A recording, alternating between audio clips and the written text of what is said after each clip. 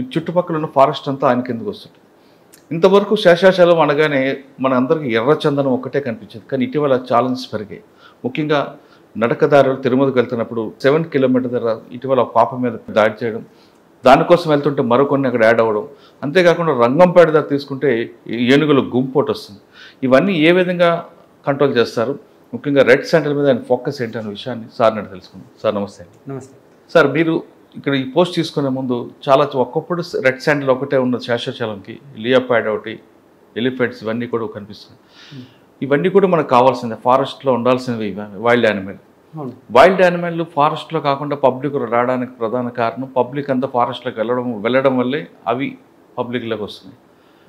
వీటిని ఎలా కంట్రోల్ చేస్తున్నారు? ఎక్కువగా వైల్డ్ యానిమల్ని ప్రొటెక్ట్ చేయడం, ఫారెస్ట్ని ప్రొటెక్ట్ చేయడం ఒకటే కాకుండా దీన్ని కంట్రోల్ చేయడానికి ఎలా మీరు చేస్తున్నారు? ఈ 2 ప్రశ్నలకు సమాధానం చెప్పే ముందు పి వివేక్ గారి ఫ్యామిలీ బ్యాక్గ్రౌండ్, ఈ పోస్ట్కి రావడానికి మీరు పడ్డ ట్రబుల్ ఉందా, లేదంటే కరెక్ట్గా ఫస్ట్లో వచ్చారు? ట్రబుల్ ఏమనేది మన పర్సనల్ గ్రోత్ కోసం మనము కష్టపడుతున్నాం. దాంట్లో నేను actually from Pudukkottai district, Thanjavur పక్కన ఉన్న Thanjavur rice field of Tamil Nadu అని చెప్తారు. తంజావూరు నాకు నేటివ్. నేను చదివినదాన్ని అన్నా యూనివర్సిటీలో ఇంజనీరింగ్ చేసినాను. తర్వాత కొద్ది రోజు గ్రూప్ 2లో పనిచేసినాను, తమిళనాడులో క్లర్క్గా పనిచేసినాను. ఆ తర్వాత రిసైన్ చేసి మళ్ళీ గవర్నమెంట్ ఎగ్జామ్స్ రాసి గ్రూప్ 1 పాస్ అయినాను.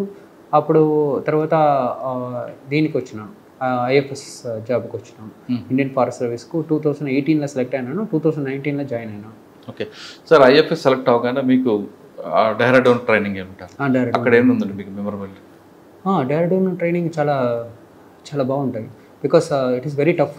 More than getting selected, training face అంత టఫ్గా ఉన్నదనేది ఎవరు నో వన్ విల్ ఈవెన్ యూగించడానికి ఏమి ఉండదు. మామూలుగా 25 కిలోమీటర్స్ మనకు ఫిట్నెస్ టెస్ట్ ఉంటుంది. 25 కిలోమీటర్స్ మనము రన్నింగ్లో పోయి ఫినిష్ చేయాలి 4 అవర్స్ లోపల. అదనేది పెద్ద మామూలు వ్యక్తికి చాలా టఫ్గానే అనిపిస్తుంది. అంటే మామూలుగా చదువుతూనే ఉంటాము లైఫ్ అంతా, స్పోర్ట్స్ పైన ఫిట్నెస్ పైన చాలా ఇంట్రెస్ట్ ఉండదు. నాకు స్పోర్ట్స్ పైన ఫిట్నెస్ పైన అప్పటి నుంచే ఇంట్రెస్ట్ ఉన్నాయి కాబట్టి నాకు ఈజీగా అయిపోయింది ఫిట్నెస్ టెస్ట్ అని. మోస్ట్లీ నేను స్పోర్ట్స్ ఫిజికల్ లైఫ్లో నేను చాలా యాక్టివ్గా ఉంటాను, అందువల్ల నాకు ఈజీగా అనిపించింది. అది చాలా ఛాలెంజింగ్ కూడా ఉన్నాయి. ఏమంటే మామూలు ఒక గ్రౌండ్లో వెళ్ళి మనము రన్నింగ్ పోవడం అని ఈజీ. 5:30కు హిమాలయన్ రేంజ్లో ఒక ఏరియాలో 5:30కి వెళ్ళి రన్నింగ్ పోవాలనేది ఆల్మోస్ట్ వింటర్ అనేది సౌత్ ఇండియన్స్కు ఏం లేవు. సమ్మర్ ఉంటుంది, లేకుంటే కొద్దిగా రైనీ సీజన్, మోడరేట్ సమ్మర్ ఉంటుంది, రైనీ సీజన్ ఉంటుంది. వింటర్ అనేది కాన్సెప్టే మన సౌత్ ఇండియన్స్కి లేవు. డైరెక్ట్గా మన డైరెక్ట్గా వెళ్ళిపోయిన తర్వాత -4 డిగ్రీ ఉంటుంది, 1 డిగ్రీ ఉంటుంది, 4 డిగ్రీ అనేది మ్యాక్సిమం ఉంటుంది వింటర్లో. ఆ టైం అక్కడ ట్రైనింగ్ చేయడం అనేది ఒక మంచి ఛాలెంజ్గా ఉన్నాయి. చాలా బ్యూటిఫుల్ ప్లేస్. ఏమంటే Dehradun is a very beautiful place to live. మీరు ఎప్పుడైనా టైం దొరికితే డెహ్రాడూన్ మినిమం ఆ టూరిజం స్పాట్గాని మీరు తీసుకోవాలి. Such wonderful place. అక్కడ చాలా సినిమా షూటింగ్లు కూడా అవుతుంటాయి. అవును, FRA క్యాంపస్ ఉన్నాయి. That is the most beautiful campus. Because total ఇండియాలోనే అలాంటి క్యాంపస్ ఎక్కడైనా లేవని చెప్పగలుగుతాం. Because it is 100 acres of area, undisturbed actually. Sir, మీరు ట్రైనింగ్ల తర్వాత మీకు ఆల్ ఇండియా అంతా టూర్ ఉంటుంది. అక్కడ మీకు అంటే ఆల్ ఇండియాలో పర్టికులర్ అంటే తమిళనాడు కాకుండా ఇంకా ఏ ప్లేస్ బాగా నచ్చాయి? నాకు బాగా నచ్చాయంటే నార్త్ ఈస్ట్ బాగా నచ్చింది. ఏమంటే అలాంటి ఫారెస్ట్ మనం ఎక్కడేం చూడలేము. నార్త్ ఈస్ట్ అండమాన్ లైఫ్లోనే మినిమం ఒక మనిషి ఉంటే ఇండియాలో పుట్టింటే ఖచ్చితంగా they must visit north east and Andaman for the aesthetic perspective, tourism perspective, recreation perspective. అలాంటి ఫారెస్ట్ మీతో ఎక్కడైనా చూడడం చాలా కష్టం. అంత రిచ్. ట్రైనింగ్ తర్వాత మీ ఫస్ట్ పోస్ట్ ఏపీ వచ్చి ఉంటుంది. తిరుపతి నా first posting. Training first posting Tirupati. అప్పుడు ఎవరు డిఎఫ్ ఎవరు?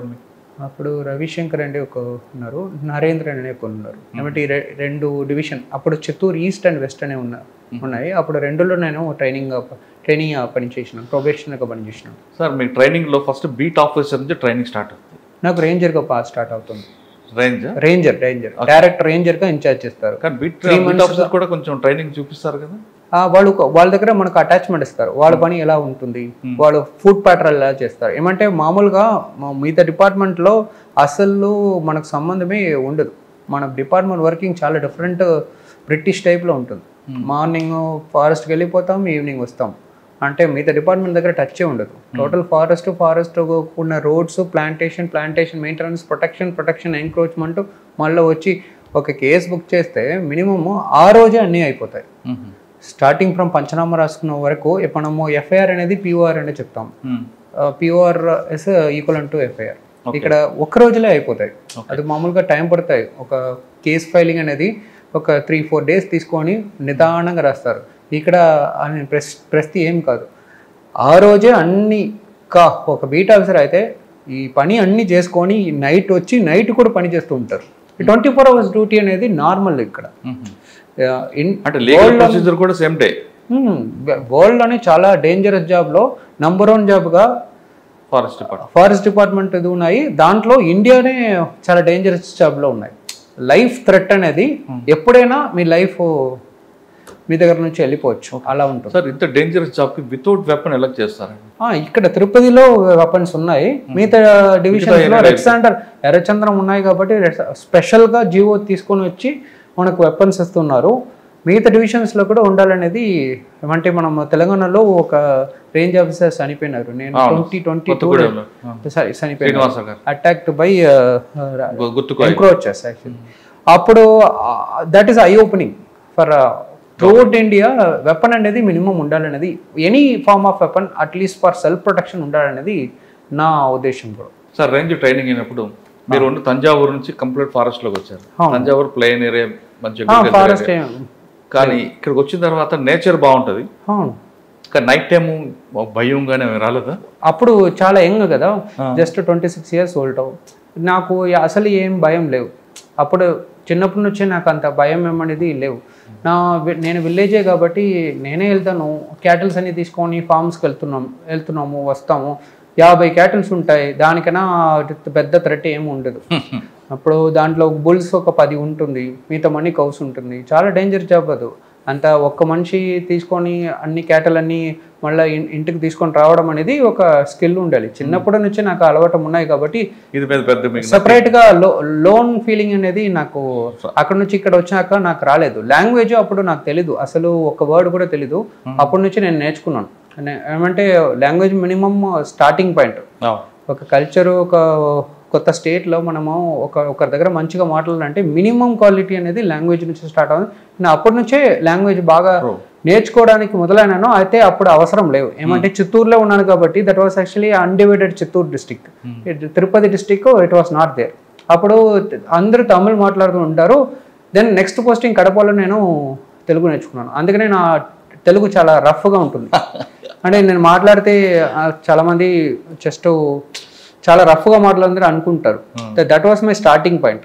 I learn Telugu from proper Kadapa. Okay sir, first పోస్ట్లో మీ మెమరబుల్ కేసు అంటే ఇనిషియల్ వి బుక్డ్ శాండ్ మాఫియాస్కు అగేన్స్ట్గా మనం పోయినప్పుడు అటాక్ కూడా చాలా జరిగినాయి. అప్పుడు పుగనూరు ఏరియాలో జరిగినాయి. పుగనూరులో పట్టుకున్నాము 27 లారీస్, 15 ట్రాక్టర్స్, 3 JCB ఒక నైట్లో పట్టుకున్నాం. That was a 3rd day. నేను వచ్చాక 3rd day జరిగింది. మామూలుగా స్మగ్లింగ్ అనేది 2 to 4లో జరుగుతాయి నైట్ టైం. అప్పుడే ఇన్యాక్టివ్ టైం, టోటల్ అందరూ ప్రశాంతంగా ఉన్న టైం. నైట్ 2 to 4లో ఇన్ఫర్మేషన్ వచ్చాక వెంటనే పోయిన సరౌండ్ చేసినారు.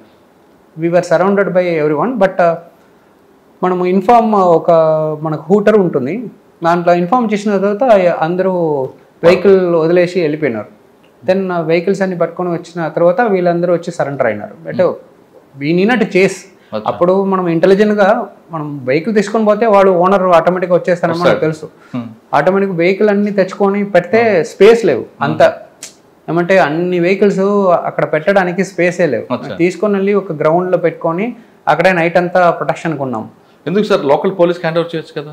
ఎందుకు చేయాలి? నేనే అథారిటీ కదా. బికాజ్ కన్ఫెస్టిగేషన్ అథారిటీ నేను, రిలీజ్ చేసిన అథారిటీ నేను కాబట్టి అప్పుడు గ్రౌండ్లో పెట్టుకున్నాం. అంటే it need not be diverted to police department. We have the same power. Okay, next post కడపలో ఏముందండి memorable? Kadapa mostly training posting.